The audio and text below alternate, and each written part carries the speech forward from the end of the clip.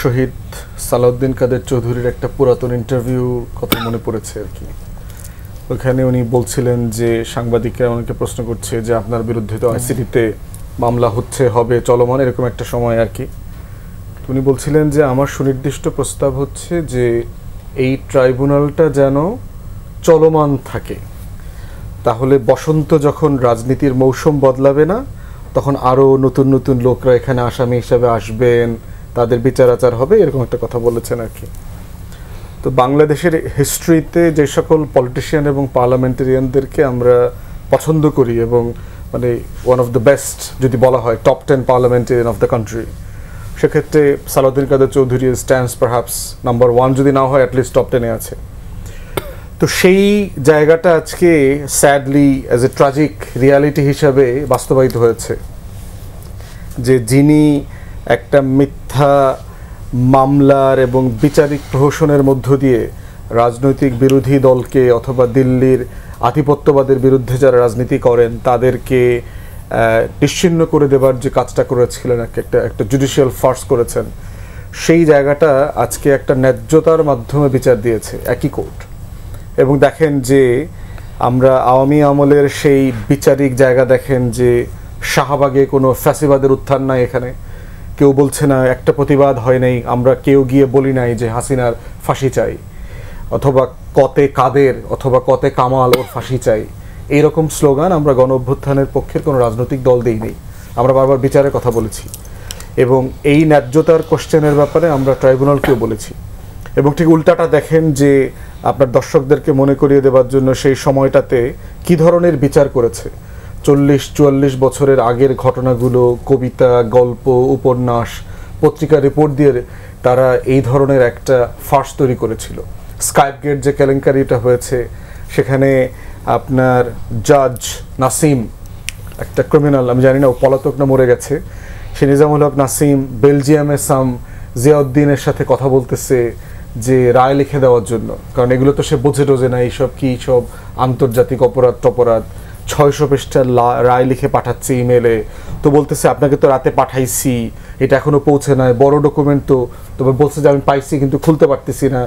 এই ধরনের রায় লিখে নিয়ে আসার যে ফার্স আমরা দেখেছি যে আপনার প্রসিকিউশন টিমের জিয়াদ মালুম নামে এক বাটপার ছিল, সে বলতেছে যে আমি খাড়ায়া যাবো, আমার বয়ে দেবেন বারবার। তারপরে হচ্ছে নাসিম বলতেছে যে সরকার তো পাগল হয়ে গেছে, একটা রায় লাগবে, তাড়াতাড়ি রায় লেখা পাঠানোর জন্য আর কি। এই বিচারিক প্রক্রিয়ার মধ্যে আমরা তখন দেখেছি যে মাওলানা সাঈদীর বিরুদ্ধে যে সুখরঞ্জন বালি, যাকে জোর করে ধরে নিয়ে আসছে তার বিরুদ্ধে সাক্ষী দেওয়ার জন্য, তিনি অস্বীকার করার কারণে তাকে কোর্টের প্রেমিসেস থেকে কিডন্যাপ করা হয়েছে, কিডন্যাপ করে আপনার সীমান্তের ওই পারে ফেলে দিয়ে আসছে। সেই মানুষটা 5টা বছর ভারতের জেলে ছিল। আমরা দেখেছি এইখানে যে সারা দুনিয়ার ইন্টারন্যাশনাল কমিউনিটি সেই বিচারিক প্রক্রিয়াকে কীভাবে প্রশ্নবিদ্ধ করেছে। আপনার আমেরিকা তার স্পেশাল রিপোর্টার দিয়েছে, অ্যাম্বাসেডার দিয়েছিল অ্যাট লার্জ, তিনি বারবার এসছেন, প্রসিডিংস নিয়ে কথা বলেছেন, ফেয়ারনেস নিয়ে কোশ্চেন করেছেন, international bar association, British parliament, European parliament, Congress, amnesty, human rights watch, across the world এই বিচারিক প্রক্রিয়াকে তখন প্রশ্নবিদ্ধ করা হয়েছে। Despite all this, Hasina went through it. এই বিচারিক প্রক্রিয়াকে সে কন্টিনিউ করেছে শুধুমাত্র দিল্লিকে অ্যাপিস করবার জন্য। ঠিক তার উল্টা দিকে দেখেন আজকের এই বিচারিক প্রক্রিয়াতে 1 বছরের ব্যবধানে এটার প্রসেস, প্রসিডিংস, ফেয়ারনেস, এটার স্ট্যান্ডার্ড, এটার কোনো কিছু নিয়ে ইন্টারন্যাশনাল কমিউনিটিতে কোনো প্রশ্ন তৈরি হয় নাই, কারণ এর ভিতরে কোনো জিঘাংসা ছিল না। এর ভিতরে হচ্ছে আপনার কাকে রাজনৈতিক প্রতিশোধ নেওয়া, ঐতিহাসিক বিদ্বেষ, আমার ক্ষমতার বলয়ের জন্য কোনো দলকে অন্য দল থেকে আলাদা করবার মীমাংসা করা, সেটেলমেন্ট করা, এর কোনো কিছু এর ভিতরে ছিল না।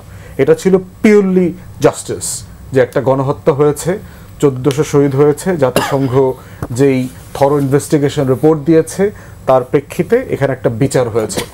এবং এই বিচারিক প্রক্রিয়াতে মধ্য দিয়েও কিন্তু রাষ্ট্র শুধুমাত্র অতীতের বিচার করেছে তা না, রাষ্ট্র আগামী দিনের বিচারও কিন্তু করে দিয়েছে।